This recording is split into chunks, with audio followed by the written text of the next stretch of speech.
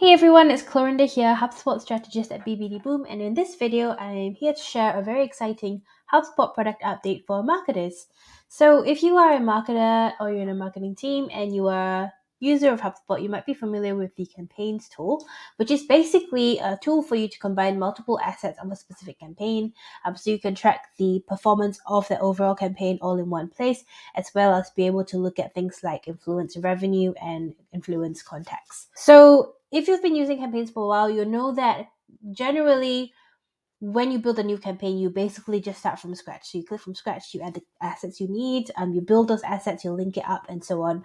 But the new update is that HubSpot has now started building out their template library, and you can actually build campaigns with steps planned out for you. So you don't really have to think about what you need to set up with a new campaign. So I'm going to show you how to do that now. If you go to marketing, campaigns, and then create a campaign, click on the one that says start from template beta. Now, as you can see down here, we now have, 12 different templates?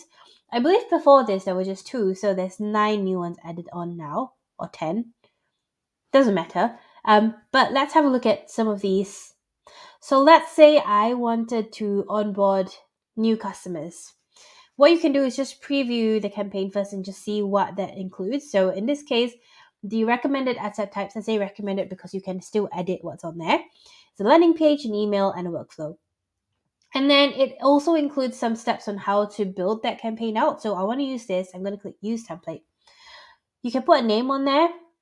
Assign a campaign owner. I'm just going to put myself for now.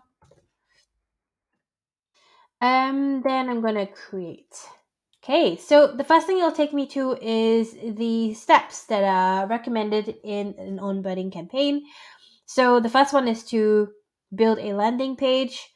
The second one is to create an email. And the third one is to use a workflow to automate my email. So if you click into each individual step, they actually have written out instructions on exactly what that thing is for. So for example, if I clicked on landing page, it says create content with useful tips on how to get started on your product or service. If I click into create automated welcome email, you've got this welcome email, and then there's a workflow as well over here. Now, if you did want to edit these steps, you can absolutely do that. So you've got the delete icons in here. You can click the pencil icon to edit the step itself, or you can also add new steps in your template. So then, you have that checklist in there. So you know that you're not, just in case you leave out some steps or anything like that. If you're building a regular campaign, now you have a template to work off. So potentially you can build templates for specific campaigns that maybe you run over and over again, and then reuse them as needed. Now, let's say I'm happy with this. I'm going to click Save and View.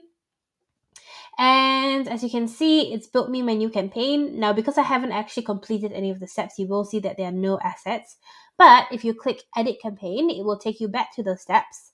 And then you can go and complete those steps. And then once you finish them all, it will kind of work as a usual campaign does, where you'd be able to just go in there, add your assets, and so on.